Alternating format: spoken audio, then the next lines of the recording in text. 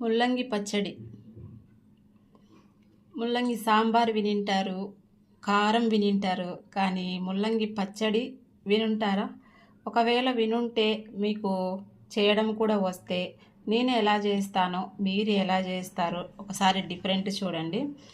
మనము ముల్లంగి తీసుకొని శుభ్రంగా ఈ విధంగా కట్ చేసుకొని మిక్సీలో అయినా కొట్టుకోవచ్చు అనమాట. ఇట్లా చిన్న చిన్న ముక్కలుగా కట్ చేసి తర్వాత అలా కాదంటే బాగా తురుముకోవచ్చు. తురుము ఉంటుంది కదా, దాంట్లో తురుముకునేసి మనము ఇంకా తిరగవాత అయితే వేసుకోవచ్చు అనమాట. నేనేం చేశానంటే ఇట్లా చిన్న చిన్న ముక్కలుగా కట్ చేసి మిక్సీలో కొడదాంలే అనేసి నేను ఇట్లా చిన్న చిన్న ముక్కలుగా అయితే కట్ చేసి పెట్టుకున్నా. సో నేను ముల్లంగి పచ్చడి పల్లెటూరు స్టైల్లో ఎలా చేస్తారు అనేది మీకైతే చూపించబోతున్నా ఈ వీడియోలో. స్కిప్ చేయకుండా ఎండ్ వరకు చూడండి. అప్పుడు నేను ముల్లంగి పచ్చడి ఎలా చేసినాను అనేది మీకు అర్థమవుతుందన్నమాట. వేడివేడి అన్నంలోకి పెరుగన్నంలోకి సూపర్ కాంబినేషన్ అనమాట. ఒకసారి చూసిన తర్వాత వీడియో మీరు కూడా ఒకసారి ట్రై చేయండి. సో ఇంకా ఆలస్యం ఎందుకు, ముల్లంగి పచ్చడికి కావలసిన పదార్థాలు అయితే చూద్దాం. అయితే చూడండి, ఈ విధంగా చిన్న చిన్న ముక్కలుగా ముల్లంగి కట్ చేసి పెట్టుకోవాలి. తర్వాత కారంకు తగ్గట్టు, అంటే మీరు ఎంత కారం తింటారో అంత కారం పచ్చిమిర్చి అయితే వేసుకోవాలి. మేము కారం బాగా తింటాము, అందులో ముల్లంగి పచ్చడి అంటేనే కొంచెం కారంగా ఉంటేనే టేస్ట్గా ఉంటుందన్నమాట. అందుకనేసి ఎక్కువ ఇలా పచ్చిమిర్చి అయితే వేసినాను. తర్వాత ఉప్పు, టమాటాలు, ఉల్లిపాయలు, జీలకర్ర అయితే కంపల్సరీగా వేయాలి. జీలకర్ర వేస్తేనే మనకు ముల్లంగి పచ్చడి చాలా టేస్ట్గా ఉంటుంది. సో ఇంకా ప్రాసెస్ విధానం అయితే చూద్దాము. ముందుగా అయితే ఇట్లా ఒక మిక్సీ జార్ తీసుకొని కొన్ని కట్ చేసి పెట్టుకున్నాము కదా మనము ముల్లంగి, తర్వాత కొన్ని పచ్చిమిర్చి, సాల్టు, జీలకర్ర, ఇవి 4 మిక్సీలో మరీ నున్నగా కాకుండా కచ్చా పచ్చిగా అయితే మిక్సీలో రుబ్బుకోవాలి.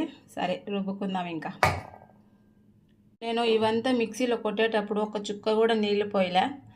అయినా కూడా చూడండి, ఆల్రెడీ మనకు ముల్లంగిలో నీటి శాతం ఎక్కువ ఉంటుంది కాబట్టి సో నీళ్ళు ఏం పోయాల్సిన అవసరం లేదు. ఇట్లా కచ్చా పచ్చిగా అయితే మనము మిక్సీకి అయితే పట్టుకోవాలి. చాలామంది ముల్లంగి పచ్చడి తినరు. ఎందుకు తినరు అనేది చూస్తూ ఉండండి, వీడియో చెప్తా అన్నమాట. ఈ విధంగా మిక్సీలో మొత్తము రుబ్బుకున్న తర్వాత ఇంకా తిరగవాత అయితే వేసుకుందాము. ముందుగా స్టవ్ వెలిగించుకొని ఇట్లా ఒక పెనం పెట్టుకొని, పెనం బాగా వేడెక్కిన తర్వాత మనము ఆయిల్ అయితే వేసుకోవాలి. 2 స్పూన్ల ఆయిల్ వేసుకొని, ఆయిల్ బాగా వేడెక్కిన తర్వాత ఆవాలు వేసుకోవాలి.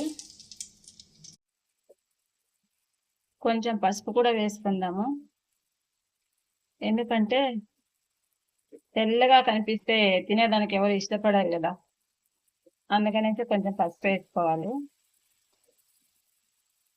ఈ విధంగా టమాటాలు బాగా ఉడికిపోయిన తర్వాత మనము మిక్సీలో కొంచెం పెట్టుకున్న ముల్లంగి దీంట్లో వేసుకోవాలి.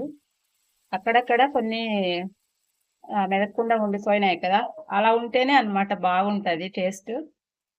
ఎందుకంటే మన పంటికి తగులుతూ ఉంటాయి కదా ముల్లంగి. నేనైతే ఎక్కడ వాటర్ పోయలేదు. చూడండి, పచ్చడి ఇలా ఉడుకుతూ ఉంటే మంచి స్మెల్ వస్తుంది. అంటే జీలకర్ర వేసాం కదా, ఆ స్మెల్కే పచ్చడి తినేయాలనిపిస్తుంది. చాలామంది ముల్లంగి పచ్చడి, ముల్లంగి కారము, సాంబార్లో కొంతమంది ముల్లంగి వేస్తే కూడా తినరు. ఎందుకు తినరంటే ఈ స్మెల్ ఎక్కువగా ఉంటుంది. ఈ స్మెల్ లేకుండా ఉండాలంటే మనం ఏం చేయాలంటే చట్నీకి అయితే బాగా తురుముకోవాలి. తురుముకున్న తర్వాత ఆ ముల్లంగి అంతా ఒక గిన్నెలో వేసుకొని కొన్ని వాటర్ వేసుకొని మంచిగా అవి నీళ్ళలో కడిగేసి పిండేసుకొని పక్కన పెట్టుకోవాలి. అప్పుడు స్మెల్ అంతా పోతుంది. అంటే ఇప్పుడు మనం ఆకుకూరలు కట్ చేసి ఒక గిన్నెలో వేసుకొని మనం వాటర్ వేసి బాగా కడిగేసి పిండేసి పక్కన పెట్టుకుంటాం కదా, అట్లా అనమాట. ఇది కూడా తురిమేసి నీళ్ళల్లో కడుక్కొని తర్వాత పక్కన పెట్టుకోవాలి, నీళ్ళన్నీ పిండేసి. తర్వాత మనము ఇట్లా తిరువాత వేసుకోవడమే.